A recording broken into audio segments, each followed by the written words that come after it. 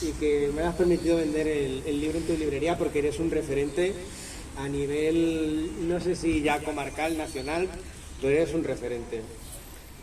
Pues, a ver, este libro, vamos a ver. Yo iba a decir que es el final de una carrera y el principio de otra, es decir, el final de muchos años de investigación, porque yo llevo más de 20 años con esto, no con este tema exactamente, porque yo siempre he investigado toda la historia de Móstoles desde el principio hasta prácticamente nuestros días. Y claro, evidentemente tuve que tocar el tema más importante de la historia local, el 2 de mayo. Ya al principio pues tenía un escrito, un refrito de lo que habían publicado autores anteriores, de lo que decía Juan Ocaña, del estudio de Antonio Romeu de Armas, que era el mejor que se había hecho hasta entonces. Sí que es verdad que desde el principio yo me lo planteé de una forma crítica, en plan de, pues, aquí hay mucho de mito, mucho folclore, como dice Suchi, y vamos a ver qué hay de verdad. Ya entonces algunos autores habían dado cuenta de algunas cosillas que no se estaban contando bien, y pues un poco yo empecé a tirar de ahí. Pero realmente lo gordo vino en el 2008, que se celebró el bicentenario, y pues empezaron a salir a la luz un montón de cosas. Llegó un señor en un congreso que hicimos y resulta que traía la fotocopia de otra copia del bando de los alcaldes que no conocíamos, y pensábamos que lo conocíamos todo. Y gracias al Google Books empezamos a encontrar bibliografía del siglo XIX, bibliotecas virtuales de prensa, en bibliotecas virtuales empezamos a encontrar un montón de referencias que hablaban, y claro, yo empecé a investigar no solo lo que había pasado el 2 de mayo, sino los antecedentes, las repercusiones y el mito que se formó. Entonces, bueno, al final pues preparamos un escrito que era más o menos este, pero ahora os contaré la diferencia que hay. Tuvimos varias tentativas de publicarlo. Primero, en el 2008 el ayuntamiento tenía mucho interés en una obra sobre la historia de Móstoles. Al final no salió adelante porque igual que llegó el interés se fue. Vidal, que lo habéis conocido muchos, de la librería Vid, también se interesó, tenía una editorial a la luz del candil, pero igual tampoco concretó. Llegó el 2018 y la Federación de Comerciantes también parecía interesarse, pero al final nada. Al final, ¿qué pasa? Que una cosa que yo considero que es oro puro, pues ha tenido que ser autoeditada. Bueno, como bien ha dicho Suchi, este libro, de la asociación que presido, Amigos de la Historia de Móstoles, el año pasado hicimos una edición gratuita que donamos a los colegios, bibliotecas, al archivo municipal y a varias instituciones culturales y públicas. Y una vez que ya hicimos esa labor social, pues dijimos, ahora tenemos que publicar la versión para vender. La pena es que el otro autor, Jesús Rodríguez, nos dejó el año pasado en verano, así que no podía estar aquí conmigo, le hubiera encantado, me hubiera gozado muchísimo. Pero bueno, el libro, vamos a ver, si os fijáis aquí en el lomo, está el logotipo de la colección, que es un pez de la fuente de los peces, aquí parlando, ¿vale? Y es el primero de una colección que realmente se remonta a este proyecto que tuvimos en el bicentenario de un libro sobre la historia de Móstoles, que al final se pone uno a escribir e investigar y no le sale un libro, le salen 10 libros. Pero bueno, entonces hay que darle salida poco a poco. En estos años hemos ampliado datos, hemos empleado investigación y claro, va a haber que darle un par de vueltas para completarla. Este en concreto, al principio era más ladrillo todavía. Yo lo que hice en el 2018, cuando tuvimos la tentativa de publicarlo, lo reformé y dije, bueno, vamos a dividirlo en dos partes para facilitar su lectura, porque era una cosa llena de notas enormes, era ilegible.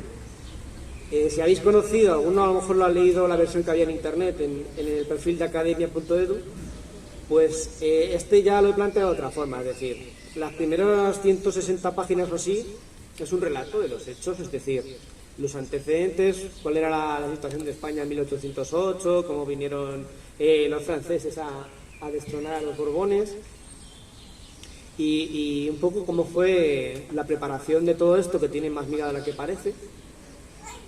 Lo que ocurrió el 2 de mayo, el bando de los alcaldes y las consecuencias que tuvo inmediatamente, incluso a más largo plazo.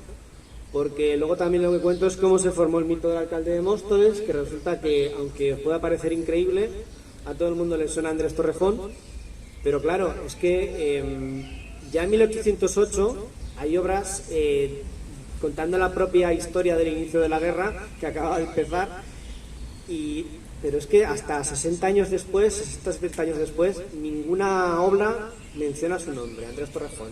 Siempre es el alcalde de Móstoles, una persona anónima.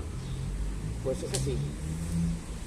Y entonces vamos a hacer un recorrido en el libro no solo de los antecedentes, lo que pasa y lo que pasa después, sino del mito. Y luego también ampliamos biografía de los personajes que están implicados, que como sabéis Juan Pérez Villamil fue el que redactó el bando, los alcaldes quien lo firmaron. Aquí en el libro pues cuento cositas de los alcaldes que no se habían dicho antes, como por ejemplo que Andrés Torrejón pues había sido criado del maestro de postas, o que Simón Hernández era el maestro de postas, o por las propiedades que tenía, y un poco pues la historia de sus vidas, que los pobres esto les costó sufrimiento. Y pues nada, el libro es la primera parte, las 160 primeras páginas, cuento todo esto, y luego ya el resto, que es casi pues mucho más, supone el apéndice documental. Son 5 apéndices, pues donde amplío información sobre la época, la guerra de la independencia, y muestro todas las fuentes, pues los textos que hemos usado, y un poquito para los que tengan más curiosidad pues puedan ampliar información sobre muchas cosas que a lo mejor en la primera parte pues no se pueden contar por tema de espacio. Este libro, está concebido como una obra de consulta. No es una novela, se han escrito novelas evocando lo que pasó aquel día, pero claro, dejando volar la imaginación. Esto es riguroso, es científico, sigue el método histórico, es crítico. Entonces aquí os vamos a decir lo que nos cuentan las fuentes, con la interpretación que hemos ido sacando nosotros a lo largo de los años, de reflexionar, de pensar por qué pasó esto aquí y no en otro sitio. Y al final pues nada, pues nos ha salido este librito de 433 páginas. Lo hemos impreso con COFAS, lo ha maquetado Marcos Miguel, que no me decía que iba a venir, pero no le veo. Igual llega al final. Igual. Claro, tiene una paternidad que le ralentiza el tiempo. Y bueno, nada más, pues si me queréis hacer alguna pregunta, es el momento. Yo creo que esto que te detienes, ¿no? Claro, pedirle a un historiador que te haga un resumen, cuando no has sido capaz de resumir esto en menos de 400 páginas, es complicado. Pero si tú tuvieras que elegir un episodio concreto en el que crees que el mito es muy exagerado y sin embargo lo que tú cuentas entiendes que se acopla mucho más a lo que pudo pasar de verdad, que imagino que tiene que ver mucho con conversaciones con Jesús y con darle vueltas, ¿qué episodio crees tú que desmitifica mejor todo el folclore, ¿no? Todo lo que se genera alrededor? Bueno, en realidad hay una cosa curiosa, porque a nivel local en Móstoles, a mediados del siglo XIX, incluso la gente se acordaba mejor de lo que había pasado, porque luego después como que hay un borrón y cuenta nueva, y empieza un relato un poquito distinto, que es cuando empiezan a poner a Andrés Torrejón como protagonista. Simón Hernández desaparece de los relatos misteriosamente, aquí en el libro cuento por qué. O sea que, digamos, el mito de Andrés Torrejón fue a partir del siglo XIX. Hombre, todo esto es del siglo XIX, claro, pero el mito se va generando poco a poco. Es decir, aquí en el libro una de las cosas que hacemos es contar cómo los autores del siglo XIX y de comienzos del XX pues nos transmiten la historia pues con 3 corrientes distintas: la que llamamos liberal, la absolutista y la moderada, que va un poco en consonancia con las líneas políticas que había en esa época. Claro, evidentemente luego todos con una vertiente bastante patriotera, folclórica, como decía Suchi, pero cada uno con su matiz de acuerdo a sus ideas políticas. De hecho, luego, bueno, en la guerra civil, claro, los dos bandos van a decir, no, pues es que Andrés Torrejón esto, Andrés Torrejón lo otro, cada uno lo utiliza para lo que quiere. Lo que pasa que, bueno, aquí el análisis del mito llega a comienzos del siglo XX, porque consideramos que la versión que ya lo cristaliza todo es la versión de Juan Ocaña, que escribe en 1908. ¿Alguna cosa más? Cuéntanos la historia de Simón Hernández, hombre. ¿De Simón Hernández? Cuéntanos un poquito. Bueno, estoy viendo que por ahí viene Antonio, mi profesor de Geografía e Historia en el colegio Antusana. Hostias. Siéntate, Antonio. Nada, encantado de que vengas. Hostia, yo el otro día. Pues, joder, justo ya que está aquí Antonio, voy a contar una cosa preciosa que me pasó. El año pasado, cuando recogí la primera tirada del libro, el mismo día que iba a recogerla, fui a comprar un pollo asado y me encuentro aquí a mi profesor del colegio y digo, esto no puede estar pasando. Y le dije, Antonio, ¿estás aquí? Y él, ¿tú quién eres?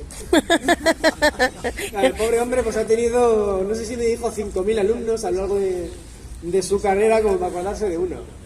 Y yo le dije, bueno, a mí me llamaba Chapuzas y es otro. Aquí estamos. No, pero la verdad es que, joder, profesores como él inculcan el gusto por la historia y por la geografía. Y yo le agradezco mucho, no solo a él, a gente que de algún modo u otro ha influido. Por ejemplo, aquí en el libro, yo agradezco también a Francisco Javier Bernat Morales, que también fue profesor de Geografía e Historia aquí en Móstoles, en el Instituto Velázquez, y este hombre fue de los que más di el coñazo con las primeras versiones del libro, porque le dije, ay, ¿me lo puedes revisar? ¿Qué te parece? ¿Está bien esto? ¿Está bien? Y el tío, pues oye, se lo leyó, me hizo sus notas, y es que eso es de agradecer, porque sin cosas así, el libro no podría haber salido adelante con la calidad que tiene. ¿Existe un ego entre los historiadores a la hora de que alguien quiera contar la historia? ¿O hay una vertiente dentro de la gente que intentáis reescribir la historia de la mejor manera posible, que tiene mucho que ver con generar espacios colectivos para poder darle vueltas y estar más cerca de la verdad? Porque claro, como vivimos en una época en la que la construcción del relato lo es todo, imagino que los historiadores sois material inflamable. Entonces, esto sí que tiene pinta de estar construido entre mucha gente, ¿no? ¿Crees que eso tiene un valor a la hora de querer contar la verdad? Sí, desde luego. Además es que, por ejemplo, yo veo que por ahí está en YouTube rulando un documental del canal Historia, y es un poco lo que tú dices. O sea, cogen a gente que son catedráticos de universidad, se ponen a hablar de la guerra de la independencia, de esto y del otro, pero no tienen ni idea de lo que pasó en Móstoles porque no lo han investigado.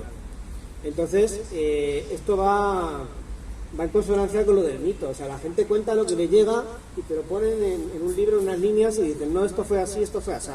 No, hombre, investígalo, cógete las fuentes que hay, preocúpate en buscarlas y podrás sacar conclusiones. Y sí, esto, a ver, los historiadores la verdad es que estamos... a no ser que tengas ya una carrera muy dilatada y seas famoso, pasan de nosotros. O sea, tenemos que hacer las cosas poquito a poco. Ya he dicho antes que ha sido autoeditado. Yo siempre digo que esto es un yo me lo guiso, yo me lo como. Pero bueno, también eso da una independencia que mola mucho, porque, por ejemplo, yo siempre he lamentado mucho que el ayuntamiento no ayudara a nivel, sobre todo económico, con este tipo de iniciativas, pero también nos da una independencia y una libertad que no tienen otros autores, otros historiadores. Hay alguien que quería preguntar, sí. Me lo he saltado. Quería preguntarte, David, a ver. ¿Quieres el micro para que te oiga todo el mundo? No, creo que se me oye. Estamos hablando de historia. Yo lo que me contaban en la escuela considero que es verídico histórico. A mí lo que me enseñaron, quiero que me contestes con un sí o con un no, nada más. El bando del alcalde de Móstoles era españoles. Madrid perece en manos de la perfidia francesa, acudid a salvarla. Móstoles 2 de mayo de 1808, firmado Andrés Torrejón. ¿Me engañaron? Sí. Pero tengo que añadir que no de forma consciente y premeditada. Es decir, esa versión es la que circuló pues desde 1810. Entonces, pues a ver, yo es verdad que digo muchas veces que estas cosas se replantean de una forma muy patriotera, muy intentando vender unos valores concretos, pero otras veces simplemente es que alguien en un momento dado dice, pues esto era así, y todo el mundo le cree y empieza a correr esa versión de un autor a otro hasta llegar a hoy y convertirse en una verdad que cuando uno investiga las cosas se da cuenta de que no es así. Perdón, ¿alguna referencia periodística de la época? De 1808. La Codorniz, el Español. Pues no aparece en periódicos de la época. La primera vez que dicen algo del bando del alcalde es en 1811, en un periódico gaditano que se llama El Duende Político, que de hecho fue, cuando lo encontramos, fue cuando también empezó a surgir todas estas novedades, estas noticias que empezamos a encontrar en libros como el de Flórez Estrada, que fue un descubrimiento, y periódicos, la verdad es que en la época no muchos hablan de ello. Empiezan a hablar ya pasadas muchas décadas.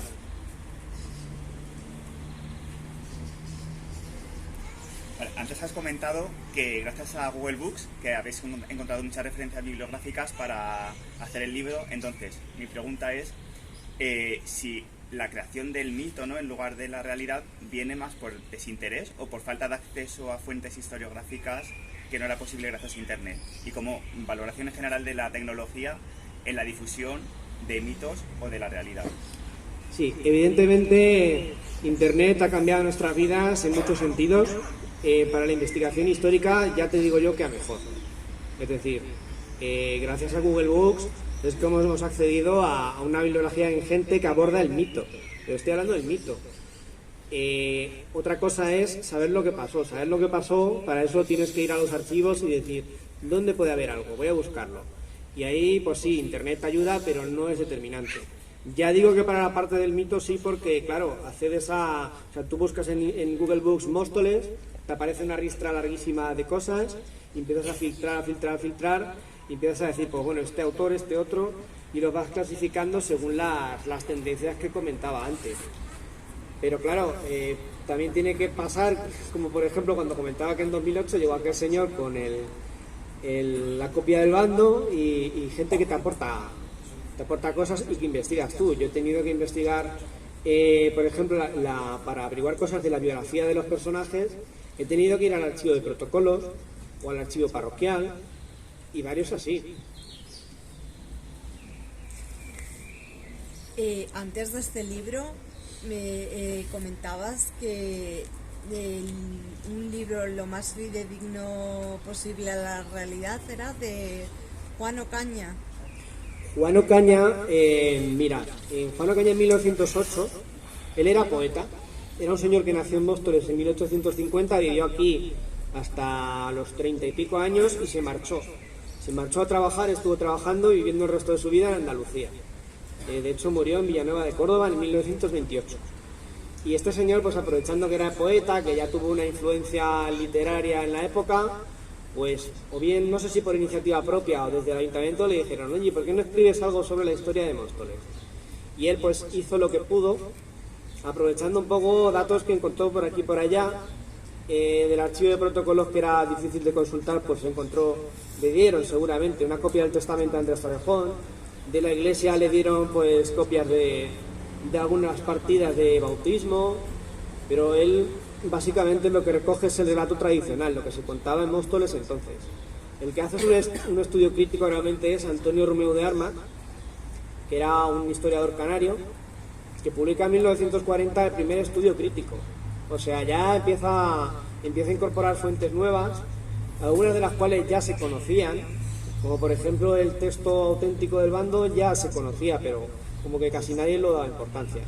Y este hombre ya lo pone en valor, y pone en valor otras cosas, empieza a encontrar documentos en Talavera que también son fundamentales.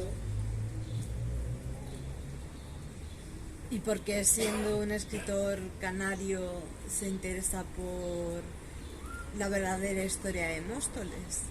Eso me gustaría a mí saber también.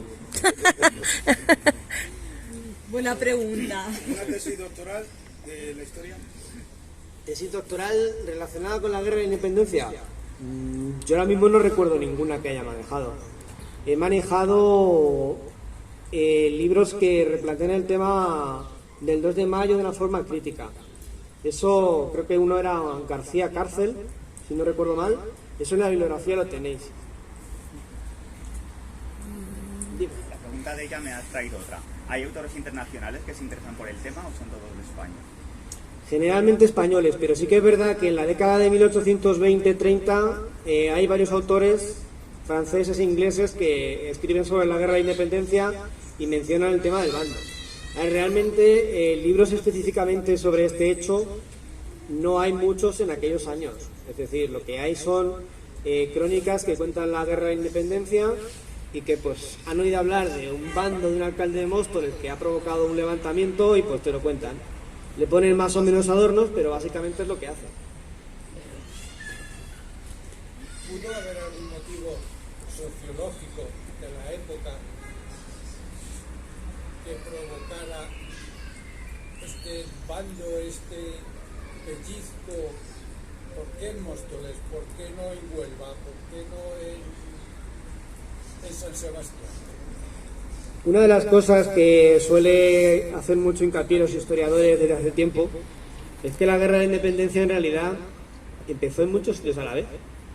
Es decir, en Móstoles, es verdad, en Madrid está ya el motín, el alboroto, como lo llamaban entonces. En Móstoles se crea este bando, pero realmente es una cosa descentralizada, es decir, la repercusión que tiene el bando de Móstoles al principio va a ser muy limitada. Va a ser muy limitada y yo lo que digo es que genera una llamarada que se queda como media apagada. Realmente la guerra de independencia va a empezar cuando los Borbones abdican en Napoleón y le pasa la corona a su hermano como si estuvieran tratando de una casa o una mula, igual, así consideraban el trono de España. Entonces, claro, cuando ya se enteran que a mediados de mayo de 1808 que esto ha pasado, pues las ciudades se levantan a la vez. Sevilla, Córdoba, en Asturias.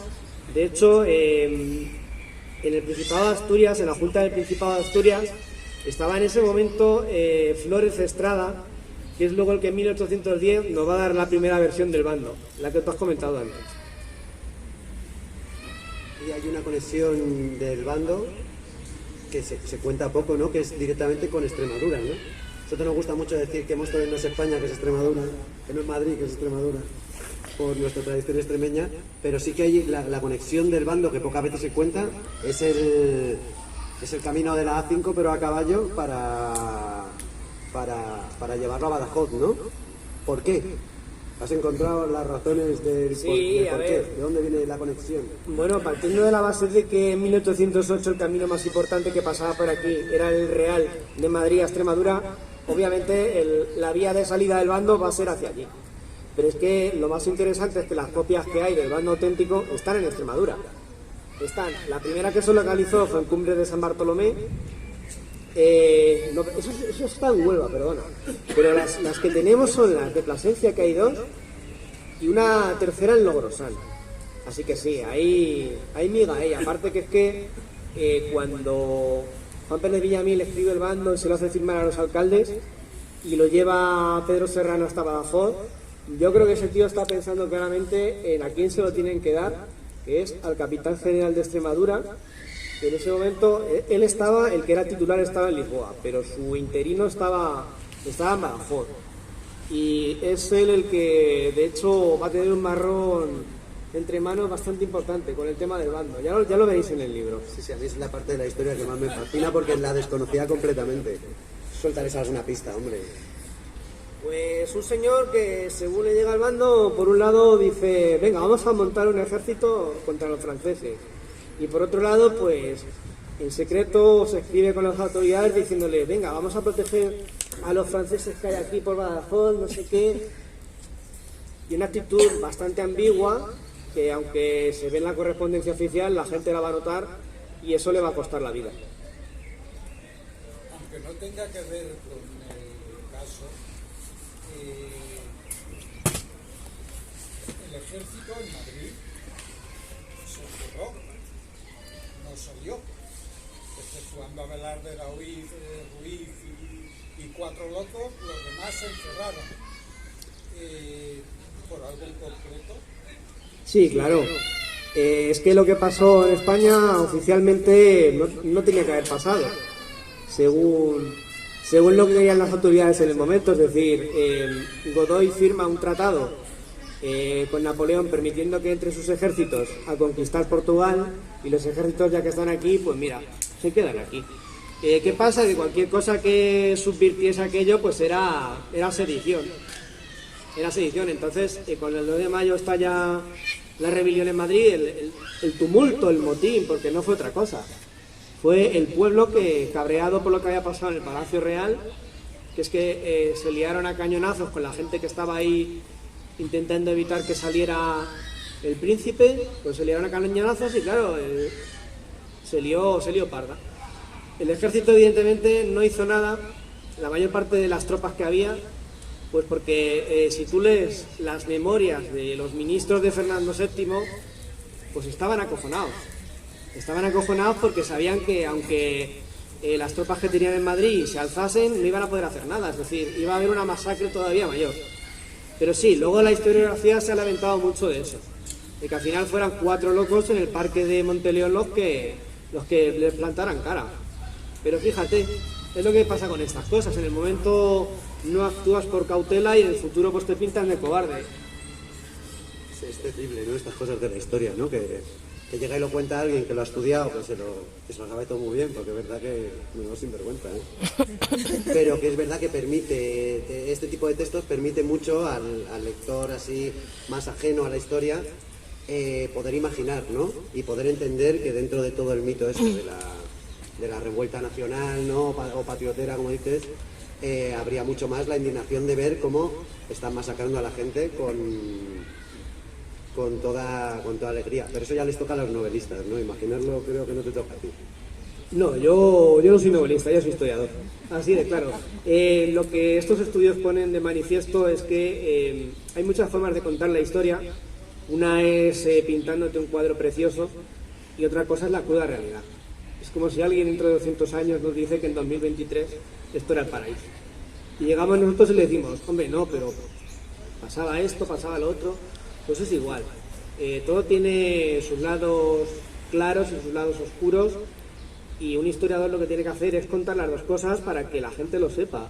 Y muchas veces se dice para hacer su valoración, no, es que se tiene que contar. La gente lo tiene que saber. Y hay una cuestión también igual de legado, cuando los historiadores tenéis que buscar en otros, buscar a otros que fueran contemporáneos del tiempo que estáis estudiando, y tanto agradecéis poder encontrar todo eso. Hay una labor de legado también, o sea, cuando tú te pones a recopilar la historia del graffiti de Móstoles, que tuvo un momento glorioso, también hay una cuestión cuando lo cuentas, no solo para contar solo a la gente, sino de legado, para que luego dentro de 100 años las cucarachas puedan coger tus libros y contarle a sus hijos que Móstoles era la cuna del graffiti. ¿Hay algo de eso? Sí, a ver, evidentemente la labor que hacemos los historiadores, no sabemos quién va a estar aquí dentro de 100 o de 200 años, no sabemos si, como tú dices, van a estar las cucarachas solas, y más viendo cómo está el tiempo de loco, que estamos cargándonos el planeta. Y da un poco de yuyu pensar, es que yo no sé esto, dentro de 500 años, ¿quién lo va a leer?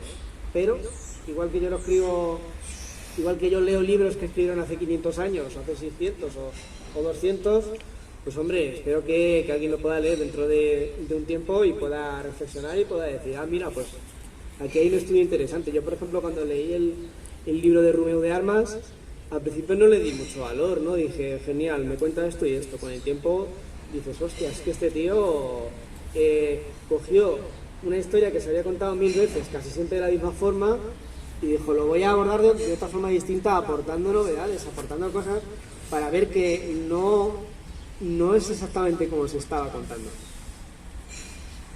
¿Y hay algún, en toda esta tarea tan enorme y tan importante que haces como de sumergirte en la historia de Móstoles, por esta cosa de quién nos gobierna desde 1808 hasta ahora, con sus desidias y a veces con sus maldades, ¿hay algunos episodios que te cueste a día de hoy bastante más sumergirte en ellos? Obviamente la guerra civil. Es más complicado. La guerra de independencia, escribir sobre la guerra de independencia es bonito porque nadie te va a decir nada. Nadie, o sea, pueden criticártelo, pero no es difícil desde ese punto de vista. Es más complicado escribir sobre una época reciente, que no es tan reciente, pero bueno. Yo, por ejemplo, mi generación ya la veo de una forma más lejana en el tiempo, más histórica, ¿no? Hay gente que tiene ya más edad, como algunos de los que estáis, la sentís más cerca y sé que remueve conciencias, tanto para un lado como para otro. Dentro de los referentes hay escritores, La Corte de Cádiz, El Botín de Aranjuez, El Sitio de Zaragoza. Hay muchos referentes que han escrito dentro de ese contexto riguroso histórico. ¿Ese libro que vamos a encontrar tiene algo de ello? De referente a las Cortes de Cádiz. La Corte de Cádiz, El Botín de Aranjuez, luego el Villa y Corte de Madrid, bueno, eso ya lo he explicado, pero El Sitio de Zaragoza también fue otro punto muy... Son cosas que se mencionan un poco de pasada, es decir, es un libro centrado en Móstoles. Es verdad que cuenta algunos antecedentes, pero muy brevemente, porque es que si no, en vez de esto, me habría quedado... Bueno, pero... Se menciona sobre todo, claro, teniendo en cuenta que es un estudio crítico, pues también abordamos un poco más el 2 de mayo en Madrid, contando que, igual que pasa en Móstoles, pues no se ha contado del todo bien. Y existe, así, muy bien. No, pregunta tú que lo vas a hacer mucho mejor. Yo sé. En primer lugar, yo ya me he repuesto un poco porque la entrada me ha dejado totalmente cortado, venía yo todo acelerado. Yo voy a intentar, estoy jubilado, tú sabes, hace unos años, ¿no? Pero he estado con este tema durante muchos años. En la Cruzana, en el grupo, etc. Vale, yo voy a intentar barrer un poco para el siguiente. Cuando llegamos al tema de la guerra de independencia, bueno, la forma de dar los libros de texto, yo decía contigo, yo no utilizaba el libro de texto, pero el libro de texto la referencia era escasísima. Pero claro, era un corte llegar a hablar de Estado de Móstoles, hablar del alcalde, de los dos alcaldes, etcétera, etcétera, el Costillón, el del caballo, todo esto, a chavales de 14, 13 o 15 años, y resulta que no encontraste prácticamente con material. Entonces, si eres eras un poco quisquilloso, pues bueno, esto hay que comerse un poco, ¿no? Visitas por aquí, visitas por allá, visita a donde vivió, dicen, señor alcalde, etcétera, etcétera, que si vamos a investigar las calles relacionadas con la guerra de independencia, hacía prácticamente un tema aparte. Me imagino, yo he llegado tarde, ya lo sabéis, me imagino que será un tipo de ensayo, ¿no? ¿Correcto? Sí. Entonces, yo lo que estoy pensando, te decía antes, para intentar barrer un poco hacia mi profesión, que es lo único que entiendo, un poco, es decir, ¿no habría alguna forma de adaptar a nivel de Móstoles este tema? O sea, rebajarlo de todos los datos que nos han metido ahí, rebajarlo al nivel de que se pueda trabajar con chavales de esos años que he dicho antes, claro. Porque si no, esto es infumable, claro. Tienes que cogerlo con una persona, lo siento que intente barrer, el antiguo enseñante, ¿no? Tienes que cogerlo con una persona muy cercana y que sienta mucho la profesión para que diga, no, esto le vamos a meter un tema porque esto se... O sea, alguna forma de quitarle este mamar a los chavales de abajo, todo esto que tendrás tú ahí súper investigado. Eso requeriría, bueno, yo te hablé muy de pasada hace algún tiempo ya, de si no podrías, ya te he oído antes opinar, no podrías trasladar esto a algún tipo de novelación, ¿no? De novela o tal, ¿no? Ya te he oído antes, no me contestes. Pero bueno, yo, el plan egoísta, ya he dicho, intentar adaptar todo esto para que desde la base la gente, si somos capaces, o si son capaces los que vengan, bueno, ya está recalcado, si la gente que venga de abajo se encuentre con un material que haga de alguna forma vivir a los que nos van a sustituir, de sentirse un poco del poblacho este. ¿Me he explicado? No, estoy fuera de juego ya tengo mucho. Perfectamente, Antonio. Sí. Vamos a ver. El problema de dejar un legado es que uno no sabe muy bien qué van a hacer con él. Entonces, uno intenta dejar el mejor legado. Cuando el año pasado repartimos este libro por los colegios y bibliotecas, sabíamos que es posible que muchos equipos docentes no lo usen. Sabemos que puede que... No lo sé. Pero ahí está. Ahí está por si, como tú dices, alguien quiere decir, oye, y joder, ¿no podemos contar algo más a los chavales sobre el 2 de mayo? Pues mira, resulta que en la biblioteca del centro tenemos un libro que nos habla de ello. Pero ese libro requiere un estar metiendo la mano precisísima. Yo te pedía, David, más o menos, tratar de rebajar, no echar ninguna prueba ni nada, pero tratar de rebajar el nivel y tratar de adaptarlo a esta gente, porque eso no se puede meter, claro. Ya un profesor no me está diciendo que se lea esto y que se haga 2 folios de resumen. Encima se lo adapte a los chavales, eso es una utopía de la cosa. Pero bueno, que es una pena teniendo este material, que esto no se les pueda dar de mamar así a los que vienen por atrás, ¿no? Que sería lo ideal.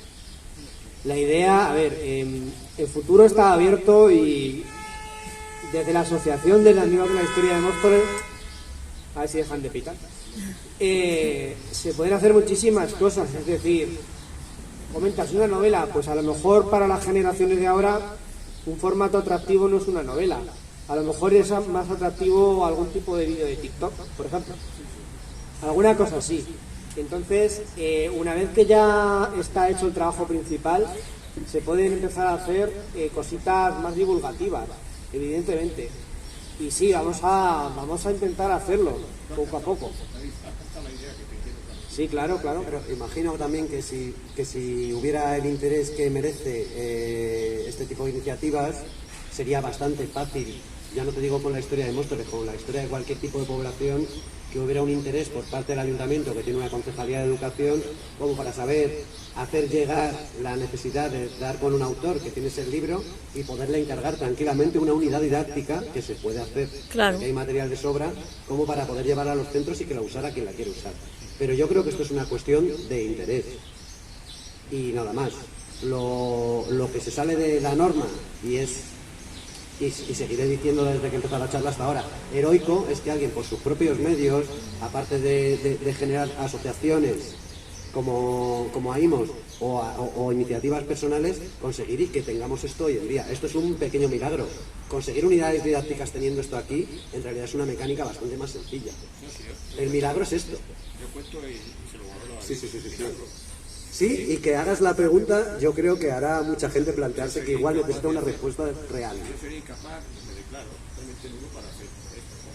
Lo que pasa es que, bueno, yo he pensado, joder, ya que está esto aquí, no sé, pues intentar algún tipo de idea, sería... Si tú te has hecho la pregunta, es muy probable que haya gente que además tenga herramientas que también se pueda hacer esa pregunta. O sea, que primero hay que formularla por primera vez y menos mal que has sido tú. Claro, por lo menos moverlo, ¿no? Sí, eso es. ¿Y de quién depende esto a nivel de ayuntamiento? Hombre, yo creo que evidentemente el ayuntamiento como poder público tiene mucho que decir, ¿no? Es decir, se puede interesar en sacar esto adelante. También tengo que decir una cosa que aquí probablemente no lo sabe nadie, y es que en el año 2008 se hicieron unas unidades didácticas de esto. Y la unidad referente a enseñanza media, a la ESO, la hizo Emiliano Zarza, que es una persona que trabajó conmigo, y en aquel entonces yo le estuve asesorando para la unidad didáctica. Es decir, ¿Qué relación tiene con esa? pues eran unos cuadernos que El que colaboró contigo, que está... era del Centro de Apoyo al Profesorado. Y yo le estuve asesorando en aquel entonces. Lo que pasa que también es que han pasado 15 años. Y en esos 15 años, como digo, algunas ideas que tenía entonces han cambiado. Pero en general yo creo que la unidad que cuenta, por lo menos la que cuenta a los chavales de la ESO, sí que estaba más bien asesorada. Luego, claro, evidentemente la unidad didáctica de los niños pues es una cosa que yo lo veía y digo, no sé cómo a unos niños pequeños les enseñas una cosa como una guerra. Es que alucino. Que quien haga la adaptación, por llamarlo de alguna forma, tiene que ser muy metido en el tema. ¿Sabes?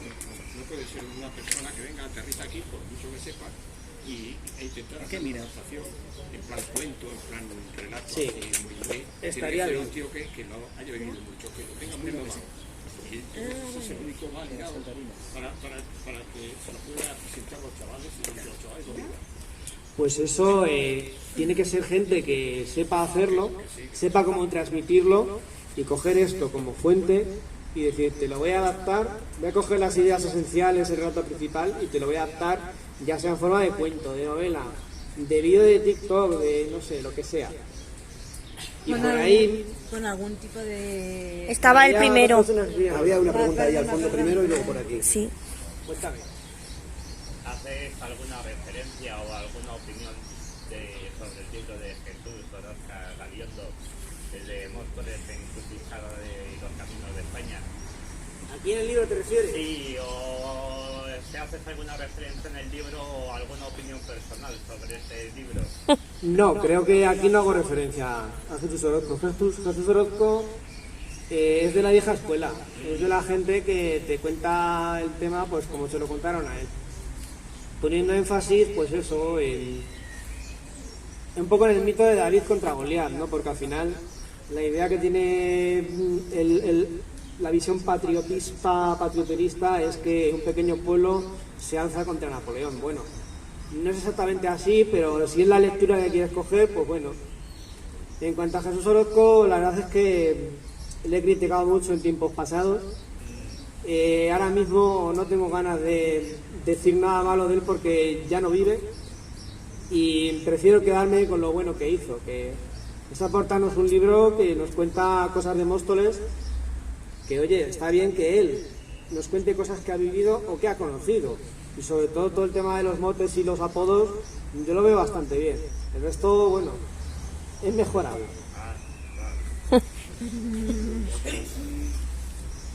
Como historiador y yo como lector, yo me doy cuenta que 1808 no solamente es un contexto histórico, sino es una revolución más moderna que nos va a avanzar a lo largo de la historia. Yo no sé si eso está de acuerdo o no está de acuerdo, pero deja un avance y un legado no solamente en Móstoles, sino en general en España, porque a partir de ahí empezamos a tener cortes constitucionalistas, etcétera, etcétera.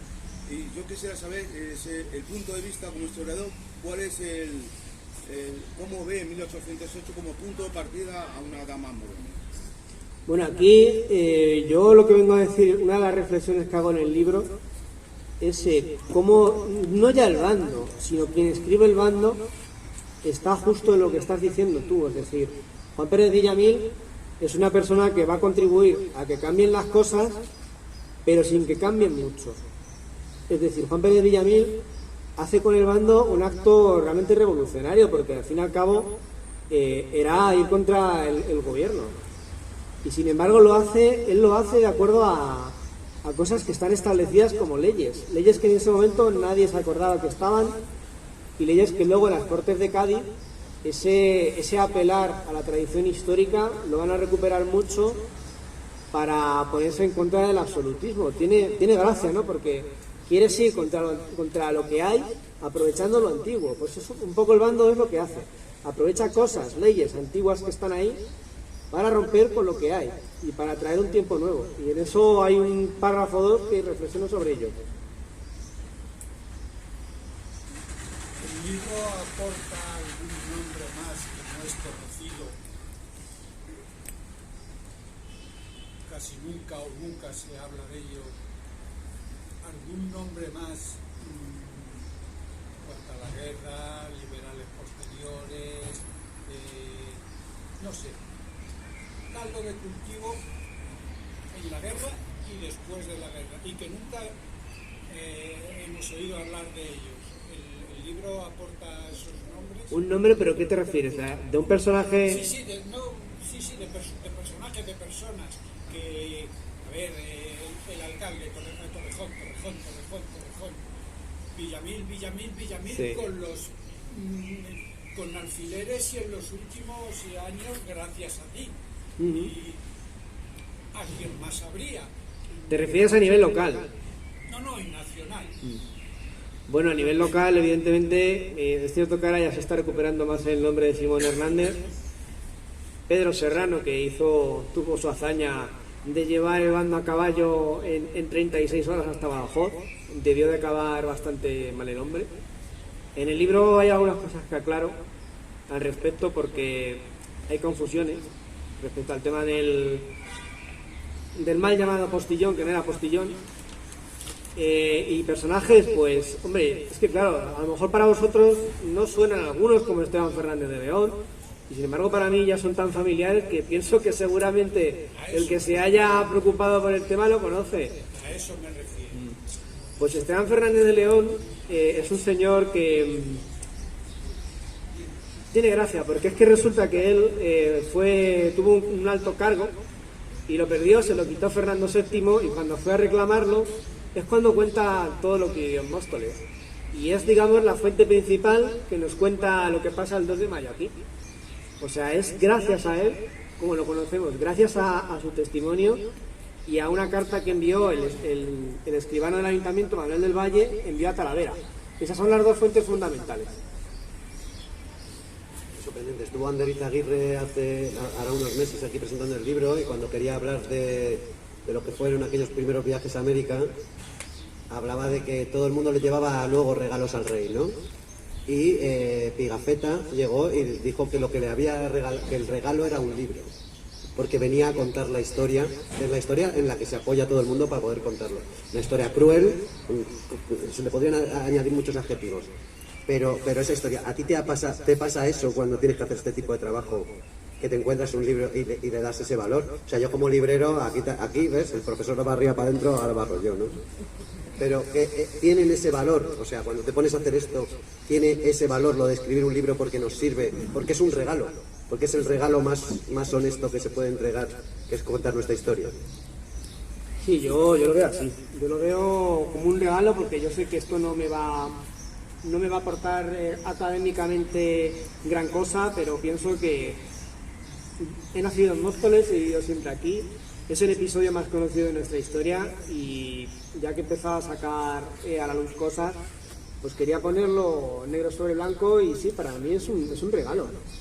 Es un regalo, y yo creo que, joder, a lo mejor no todo el mundo, pero creo que lo van a apreciar.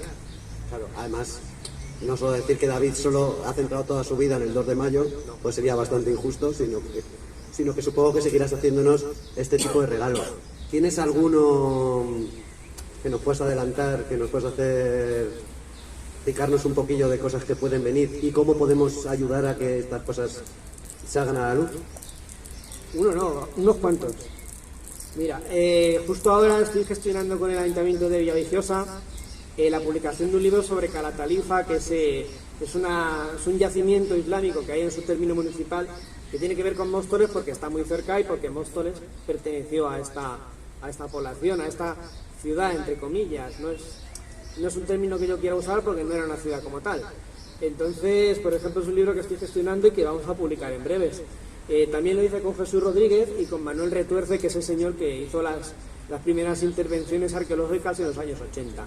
Yo también lo veo como un regalo porque, hostia, escribir con dos personas así, yo que no soy nadie, con un especialista en calzadas romanas, en historia antigua, y con un especialista medievalista como Manuel Retuerce, que es un señor que, para que lo sepáis, ha participado en un documental que va a salir dentro de poco sobre la batalla de las Navas de Tolosa, que ha excavado el yacimiento de Calatrava la Vieja, un montón de yacimientos. Para mí es impresionante. Y referente, pues la colección sobre la historia de Móstoles va a hablar pues, desde los orígenes, que es otro libro que también está en preparación, y voy a intentar llegar hasta la transición. Si continúo ya lo veré, pero evidentemente sí, hay mucha tela de cortar. ¿Qué me quieres preguntar? Sobre lo que vas a hacer con Villaviciosa de cuando estuvo el asentamiento musulmán. Sigue en pie parte de la atalaya que hay en fotos antiguas que se pueda ver. La atalaya. Parte de... A ver, es que no me queda claro. He visto fotos antiguas de una supuesta atalaya que hay entre Móstoles y Villaviciosa. No he llegado a verla en persona, pero sí en fotos. Más o menos sabría llegar, pero yo todavía no me acerco lo suficiente. No sé si sabes algo al respecto, se puede ver, no se puede ver. Pues es que no, ahora mismo no sé a qué te refieres, porque atalaya no. Bueno, atalaya es lo que he visto en fotos es que queda una especie de muro árabe. Será el aljibe de Calatalifa, Sí, que sí. está en el talud que da al río. Sí, sí, me refiero a eso. Eso sí se puede ver, y aparte yo creo que Ecologistas en Acción durante muchos años aquí en Móstoles, no sé si lo siguen practicando, pero se hacen bastantes excursiones para ver la ciudad. Yo sabría ir por mi cuenta, pero... Pues seguramente poniéndote en contacto con alguien de Ecologistas en Móstoles, que ese trabajo lo han estado llevando muy a pie de calle durante muchos años, o sea, yo lo que yo conozco, yo creo que poniéndote en contacto con ellos, te sabrían preparar un mapa tranquilamente para que pudieras verlo, porque además yo he ido a verlo y da gusto verlo, ¿eh? Y es que, a ver, sé que y llevo detrás de querer ir ya con la información, sabría con quién hablar para que poder ir yo solo con alguien y disfrutar un poco de eso. Pues es que, como dice Suchi, los de Ecologistas en Acción son los que hacen la marcha y llevan, este año han estado el 26 de abril creo, estuvo Jesús Bartolomé, que es profesor de historia allí, y estuvieron Juan Sanguino y Pilar Oñate, que son los arqueólogos que junto con Jesús Rodríguez estuvieron en los últimos años intentando que se recuperara el yacimiento. Os digo que he hablado con el concejal de Cultura de allí unas cuantas veces y están encantadísimos y convencidísimos de que van a recuperar el yacimiento, que lo van a hacer accesible, y el tema es cuándo. Eso ya... Yo... El arco, te digo, Ay, perdón. que es lo que yo he visto, antes de la Filomena había un arco musulmán al lado del río. Con la Filomena se cayó el arco. El arco, yo no sé cómo le afectaría la nevada, pero el gran derrumbamiento que tuvo fue en el año 2014. No, yo lo vi anterior, luego te enseño las fotos y las han sido conservando en el móvil. Era un arco, yo digo que sería de la Filomena, porque nosotras fuimos después de la Filomena y el arco se habría caído. Puede ser, la verdad es que hace tiempo que no paso por allí. Pero sí, a ver, es que es una cosa que es eso que decís, el arco, la atalaya, Es el arco realmente del aljibe que tú dices. el aljibe mayor. Lo que pasa con Calatalifa es que la erosión ha hecho que el cerro se lo haya ido comiendo el agua, ha ido cayendo hacia el río, y evidentemente las estructuras que hubiera se han ido derrumbando. Y gracias a Dios que queda una parte del aljibe, pero poco a poco, a no ser que hagan algo... También os digo que visto lo visto y cómo nos va la marcha y cómo somos capaces de bajar un día de lluvia aquí a una presentación, probablemente en unos meses, con un poquito de suerte, igual podemos presentar libro con David en la propia Calatalifa, que sería lo suyo, ¿no? Hostia, no hagas a la gente irse tan lejos, macho. Eso sería una maravilla. Ruta en bici y presentación. Eso es... No jorobes. El sitio andando, muchos iríamos, Yo estoy convencido de que sí, si habéis bajado hoy con la lluvia. Yo quería hacer una pregunta. Bueno, sabes que yo estuve en el ayuntamiento de la Concejalía de Turismo del Ayuntamiento de Villaviciosa y me comentaron que desde las administraciones está bastante complicado el estudio de este mismo, o sea, el estudio, la recuperación de los restos, que estaban ahí un poco paralizados. No sé lo que te diría.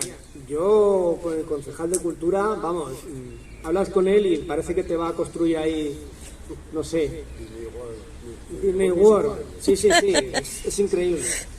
Pero sí, a ver, ya se han dado pasos importantes que son hechos, como por ejemplo que se ha declarado la zona, la parcela del yacimiento y los alrededores, se han declarado bien de interés cultural. Y eso ya hace mucho.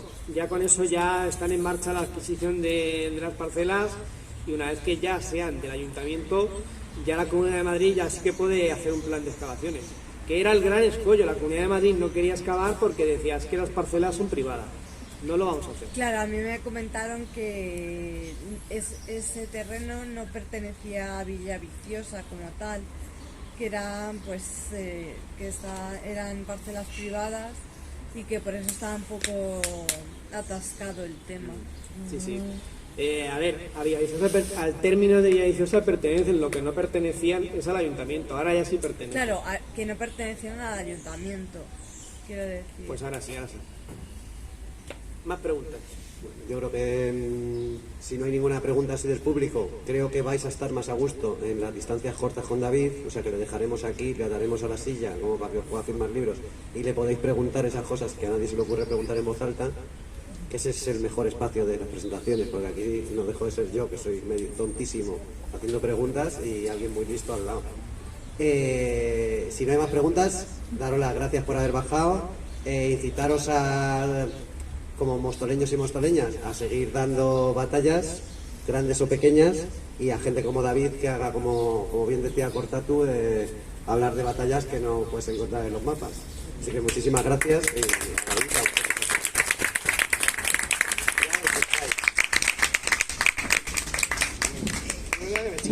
Que te chinchen.